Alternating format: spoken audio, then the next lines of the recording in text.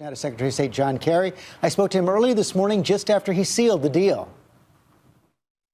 Thank you for joining us, Mr. Secretary. The big question right now, will this agreement really stop the Iranian nuclear program in its tracks? We've already got some critics in Congress suggesting it won't. Marco Rubio says it will not freeze the Iranian nuclear program, makes a nuclear Iran more, not less likely. Lindsey Graham says unless the deal requires dismantling centrifuges, we haven't gained anything. Your response? This negotiation is not the art of fantasy or the art of the ideal. It's the art of the possible, which is verifiable and clear in its capacity to be able to make Israel and the region safer. The fact is that Iran's ability to break out, George, will expand under this program. Therefore, Israel will be safer, the region will be safer. Iran's 20% uranium will be destroyed. Therefore, they are safer. Iran's 3.5% uranium stock will be frozen at its current level, and the centrifuges will not be able to be installed in places that could otherwise be installed and advance the program. But not dismantled. The fact is we will have daily inspections. We will have daily inspections. No, that's not. That's correct. That's the next step. Now, the choice people have is, do you want to sit there and argue that you have to dismantle your program before you've stopped it? And while you're arguing about dismantling it, they progress. In 2003, Iran made an offer to the Bush administration that they would, in fact, do major things with respect to their program. They had 164 centrifuges. Nothing has happened.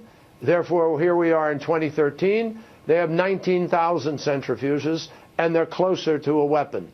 You cannot sit there and pretend that you're just going to get the thing you want while they continue to move towards the program that they've been chasing. We've actually succeeded through the sanctions that Congress put in place to be able to get to a point where we're locking in knowledgeably what their current level is and forcing them to go backwards. And while we go through these next 6 months, we will be negotiating the dismantling. We will be negotiating the limitations.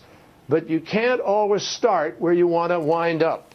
And most people I've talked to who've looked at this carefully say the alternative that they're proposing just doesn't work. There also seems to be a clear difference between the United States and Iran on this issue of whether they have the right to enrich uranium.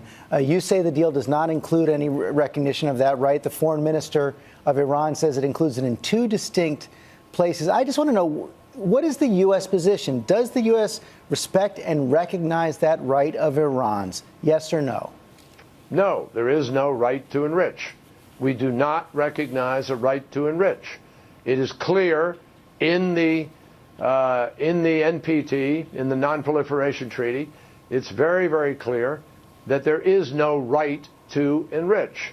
But under the terms of this agreement, there will be a negotiation over whether or not they could have a very limited, completely verifiable, extraordinarily constrained program where they might have some medical research or other things they could do, but there is no inherent right to enrich. And everywhere in this particular agreement, it states that they could only do that by mutual agreement, and that nothing is agreed on until everything is agreed on. That language appears at least twice in significant places in this agreement. So there is no agreement that they can enrich. They have ability to negotiate it, but they could only gain that capacity to have some enrichment, as some countries do, if they live up to the whole set of terms necessary to prove it's a peaceful program. So Iran has some very stiff hurdles that they're going to have to meet in order to do that. There is no right, and there is no right granted in this agreement. We're seeing the first Israeli reaction. They have a right, according to the NPT. Let me just say, George, they do have a right. Any country has a right, if you're in the NPT, to a peaceful nuclear program. That there is a defined right within the NPT. But a peaceful nuclear program does not mean you have the right to enrich. We've just seen the Israeli Prime Minister Bibi Netanyahu call it a bad deal. Are you confident that you can convince him to respect it and that Israel will not take unilateral military action against the Iranian nuclear program? Well, actually, Israel and the United States absolutely share the same goal here.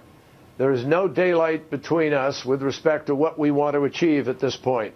We both want to make it certain Iran cannot have a nuclear weapon, and Iran cannot be in a place where they could break out and suddenly get that nuclear weapon. But the Prime Minister says this deal won't do that. With this, that's not accurate. The deal is the beginning and first step. It leads us into the negotiation so that we guarantee that while we are negotiating for the dismantling, while we are negotiating for the tougher provisions, they will not grow the program and their capacity to threaten Israel. Israel will actually gain a larger breathing space in terms of the breakout capacity of Iran. It's just clear. The U.S. has pledged in this deal to hold off on new sanctions for 6 more months. The president said now is not the time for new sanctions. Are you confident you can convince Congress not to pass new sanctions? And if they do, will the president veto them?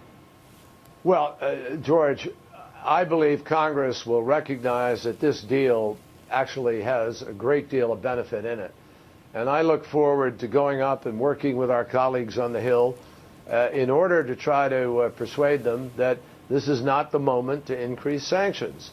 I'm confident that as Congress examines what we've been able to achieve here, and as they measure the fact that if you didn't do what we're doing, they would be marching forward and putting more centrifuges in, enriching more, moving closer to a weapon.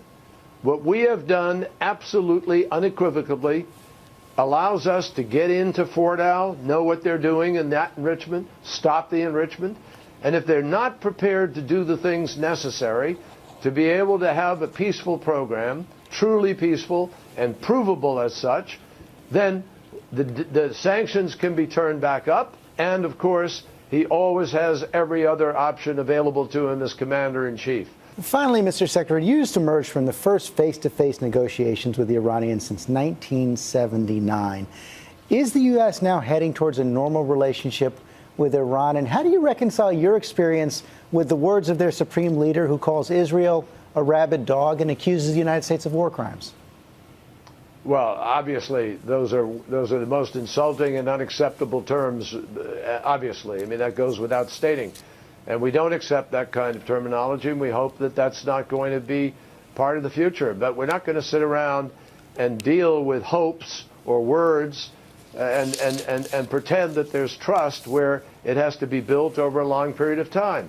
So we have no illusions. This is not going to change in one fell swoop and overnight. We have a long building process to engage in here. We need to put to test Iran's words and intentions without any cobwebs, without any, false assumptions, without any illusions. This is a hard road. And we will stand by Israel 100%, and I believe we will show that this particular approach has the ability to be able to garner greater, broader international support for whether or not Iran is, in fact, following through on its commitments or not. If you ultimately have to hold them accountable because they're not doing it, you have to be able to show that you've gone through all of the diplomatic avenues available before considering other alternatives. Mr. Secretary, I know you've been going around the clock. Thank you very much for taking the time to be with us. Thanks, George. Good to be with you. Thank you very much.